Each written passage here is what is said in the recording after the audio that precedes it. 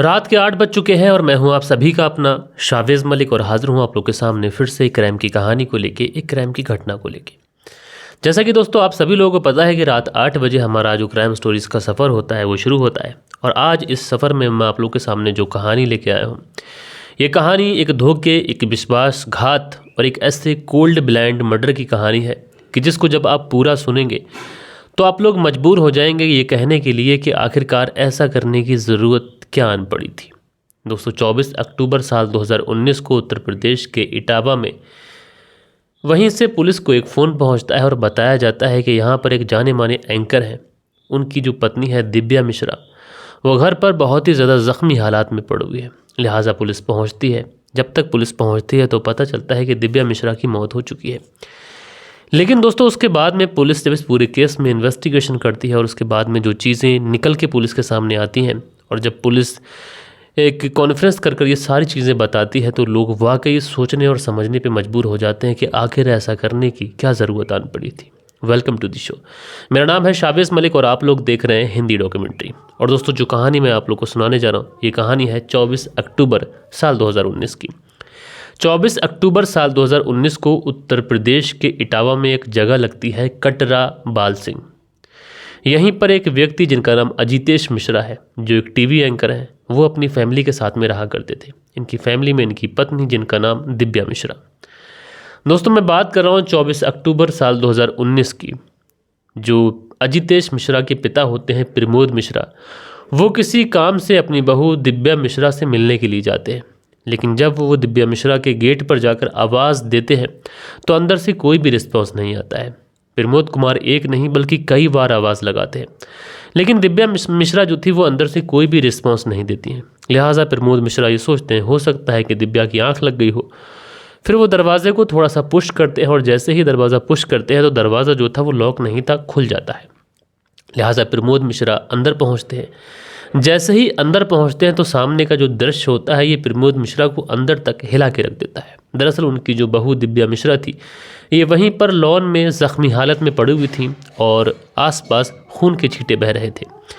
लिहाजा जो प्रमोद मिश्रा थे आगे भागते हैं और दिव्या मिश्रा अपनी बहू को उठाने की कोशिश करते हैं। वो तमाम कोशिशें कर लेते हैं, लेकिन अकेला व्यक्ति ऐसा है जो पूरी तरीके से मुर्दार हो चुका है, जिसके जिस्म में जान बाकी नहीं है, उसको उठा नहीं सकता। लिहाजा प्रमोद मिश्रा चीखते हैं, चिल्लाते हैं कि किसी तरीके से लोगों की मदद उन तक पहुंच जाए। लोग पहुंचते हैं, जैसे तैसे कर दिव्या मिश्रा को देखा जाता है। लेकिन दोस्तों देखने भर से ही ये पता चलता है कि दिव्या मिश्रा अब इस दुनिया में नहीं है और उनकी जान जा चुकी है। लिहाजा वहीं से पुलिस को फ़ोन कर दिया जाता है। पुलिस तुरंत मौके पे पहुंचती है और मौके पे पहुंचने के बाद में सबसे पहले सारी चीज़ें बड़ी ही बारीकी से चेक करती है। और शुरुआती जो चीज़ें पुलिस चेक कर रही थी उससे देखने से, यानी जो प्री मॉर्टम होता है पोस्टमार्टम से पहले, उसको देखने से पहले ही ये पता चल रहा था कि दिव्या मिश्रा की मौत उनके सर पर किसी भारी भरकम चीज़ के मारे जाने की वजह से हुई है। एंड दूसरी साइड में इनके घर का जो सामान था वो सामान बिखरा पड़ा था। लिहाजा पुलिस को शुरुआत में ये लगता है कि हो सकता है कि कोई लूटपाट का मामला हो, इसलिए पूरी छानबीन में कोई कमी ना रह जाए। पुलिस की जो टीम थी वो तुरंत जो फॉरेंसिक टीम होती है उसको भी बुलाती है, साथ के साथ में डॉग स्क्वाड की टीम को भी बुला देती है।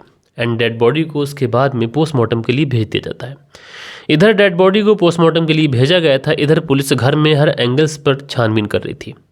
उधर पुलिस जितनी भी छानबीन करती है उसमें ये चीज़ें बहुत वाज़े तरीके से क्लियर हो जाती हैं कि दिव्या मिश्रा के घर में कोई भी चोरी नहीं हुई है। यानी ये कहा नहीं जा सकता कि दिव्या मिश्रा की जो हत्या हुई है वो लूटपाट के इरादे से की गई है।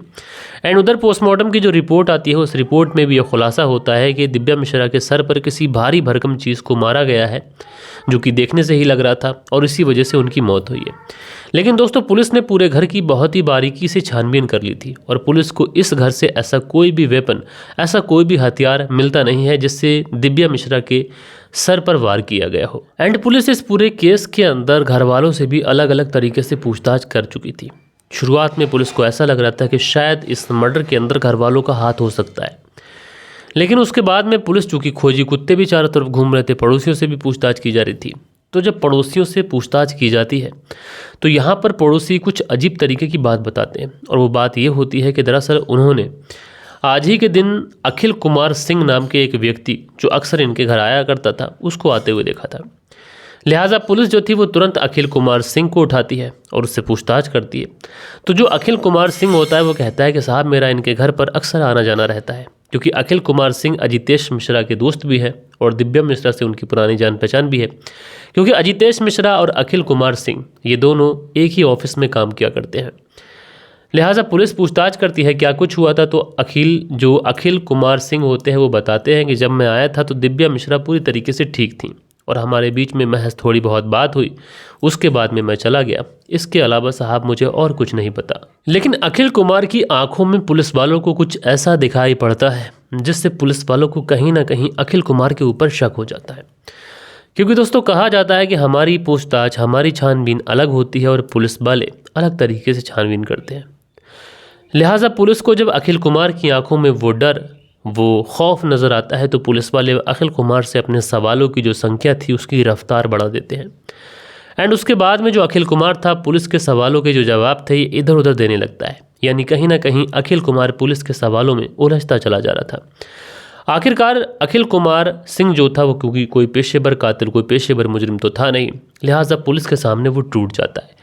एंड टूटने के बाद में वो जो कहानी सुनाता है उस कहानी ने सबको तार तार कर दिया था, रिश्तों को तार तार कर दिया था, हर किसी को सोचने और समझने पे मजबूर कर दिया था।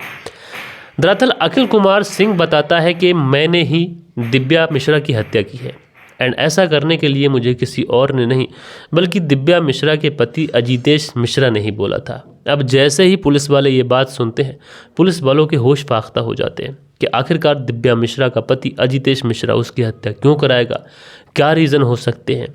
यही सब जानने के लिए पुलिस अब इस अखिल कुमार सिंह से आगे पूछताछ करती है।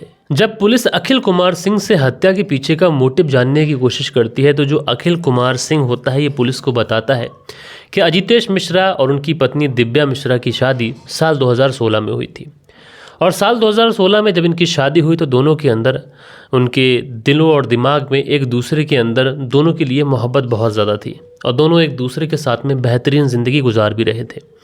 लेकिन जैसे जैसे समय गुजरा तो अजितेश मिश्रा जो थे वो दिव्या मिश्रा से थोड़े कटे कटे रहने लगे, दिव्या मिश्रा से वो दूरी बना कर रहने लगे। ये सारी चीज़ें दिव्या मिश्रा नोट कर रही थी, इसलिए दिव्या मिश्रा अब इस जो अजितेश मिश्रा थे उनके इस स्वभाव के पीछे के रीज़न को जानने की कोशिश करती है। और जब वो इसके रीज़न को जानने की कोशिश करती है तो दिव्या मिश्रा को पता चलता है कि जो अजितेश मिश्रा हैं ये अपने ही ऑफिस में काम करने वाली एक लड़की जिसका नाम भाव्या आर्या है उसके साथ में ज़्यादा समय बिताते हैं। और थोड़े ही समय के बाद में दिव्या मिश्रा को ये पता चलता है कि उसके पति अजितेश मिश्रा भावना आर्या के साथ में रिलेशनशिप में है और यही वजह है कि वो जिसकी वजह से दिव्या मिश्रा से कटे कटे रहते हैं। और जब दिव्या को अपने पति और उसकी जो ऑफिस में काम करने वाली लड़की भाव्या आर्या थी, जब इन दोनों के रिश्ते के बारे में पता चलता है तो बताया जाता है कि अजितेश मिश्रा और दिव्या मिश्रा के बीच में काफ़ी ज़्यादा झगड़ा हुआ। इन दोनों के बीच में झगड़ा इस कदर बढ़ गया कि कई दिन तक इन दोनों के बीच में जो बोलचाल थी वो बोलचाल बंद हो गई। और दोस्तों इस दौरान दिव्या मिश्रा ने अपने पति अजितेश मिश्रा के मोबाइल से भाव्या आर्या नाम की लड़की का मोबाइल नंबर निकाल लिया और जब उसका मोबाइल नंबर निकाला तो उसके बाद में भाव्या आर्या को कॉल लगाकर उसने खूब खरी खोटी सुनाई और इस बारे में भाव्या आर्या ने अजितेश मिश्रा को बताया। अजितेश मिश्रा को जब ये पता चला तो उसने दिव्या मिश्रा के साथ में काफ़ी ज़्यादा लड़ाई झगड़ा किया और दोस्तों उसके बाद में उसने भाव्या आर्या से मिलकर इस दिव्या मिश्रा यानी अपनी पत्नी की कत्ल की प्लानिंग रच डाली। अब दोस्तों इन्होंने कत्ल की प्लानिंग तो कर ली थी, लेकिन कत्ल किससे कराया जाए ये इन दोनों के लिए बड़ा सवाल था। तो सबसे पहले तो ये दोनों किसी एक ऐसे सीरियल किलर या फिर यूं कहें कि जो सुपारी लेकर किलिंग करता है ऐसे व्यक्ति को ढूंढने की कोशिश करते हैं। लेकिन दोस्तों फिर इनके दिमाग में, इनके जहन में ये चीज़ें आती हैं कि अगर हमने किसी सुपारी किलर को इसकी सुपारी दे दी और बाद में उस सुपारी किलर ने हमें ही ब्लैकमेल करना चालू कर दिया तो मामला गड़बड़ा जाएगा। लिहाजा ये काम किसी अगर जानने वाले से किया जाए तो बहुत ज़्यादा बेहतर होगा। इसीलिए भावना आर्या और अजितेश मिश्रा ये दोनों अपने ही ऑफिस में काम करने वाले अखिल कुमार सिंह से बात करते हैं। अखिल कुमार सिंह जब ये बात सुनता है कि अजितेश मिश्रा अपनी पत्नी की हत्या कराना चाहते हैं तो वो शुरुआत में तो साफ तौर से इनकार कर देता है चूँकि भावना आर्या भी इस अखिल कुमार सिंह को पहले से जानती थी, अजितेश मिश्रा भी जानते थे, दोनों में दोस्ती वाला मामला था, तो काफ़ी ज़्यादा मान मनौवर के बाद में आखिरकार जो अखिल कुमार सिंह होता है वो मान जाता है। अब दोस्तों अखिल कुमार सिंह को इन्होंने इसलिए चुना था क्योंकि अखिल कुमार अजितेश मिश्रा का भी दोस्त था, साथ के साथ अजितेश मिश्रा की गर्लफ्रेंड भावना आर्या का भी दोस्त था, और कई बार वो अजितेश मिश्रा के साथ में अजितेश मिश्रा के घर गया था, तो इसलिए अजितेश की पत्नी दिव्या मिश्रा को भी बहुत अच्छे से जानता था। दोस्तों उसके बाद में जो अखिल कुमार सिंह होता है हत्या के लिए तैयार हो जाता है और 24 अक्टूबर साल 2019 को ये इटावा में अपने घर पे ही होता है कि उसी समय ये इस दिव्या मिश्रा के घर पे पहुंचता है। डोर बजाता है। अब जैसे ही डोर बजाता है दिव्या मिश्रा देखती है कि अखिल कुमार सिंह है, इसलिए दिव्या मिश्रा दरवाज़ा खोल देती है। एंड जब वो दरवाज़ा खोलती है तो जो अखिल कुमार सिंह होता है घर के अंदर चला जाता है।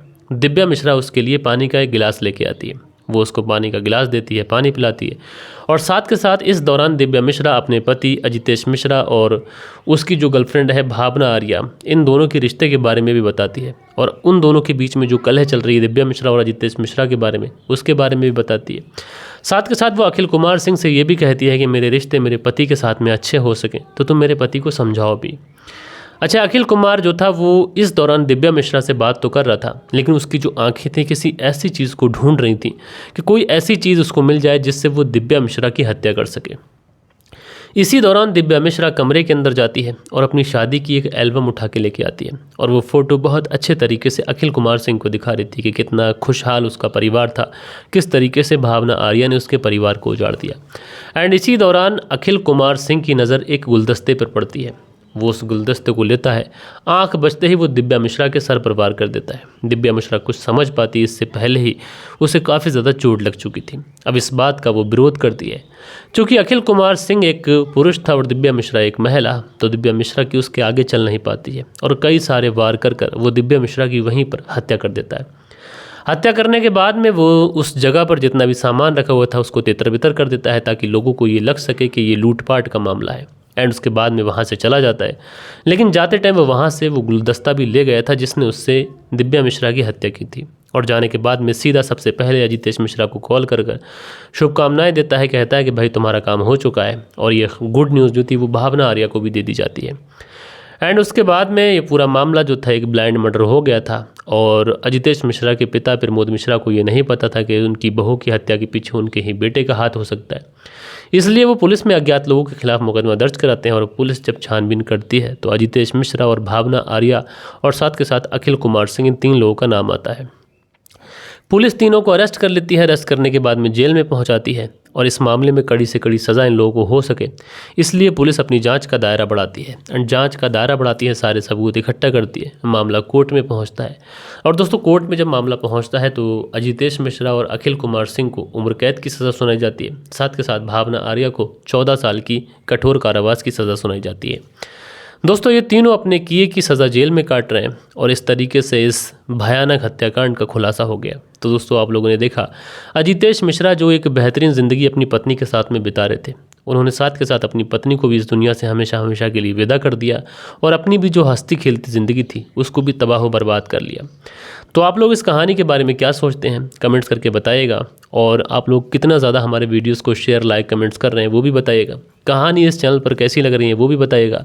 बाकी दोस्तों मिलते हैं कल के दिन किसी और क्राइम स्टोरी के साथ में। जब तक के लिए अपना ख्याल रखें, देश का ख्याल रखें, परिवार के रिश्तों की अहमियत को समझें। जय हिंद, जय भारत।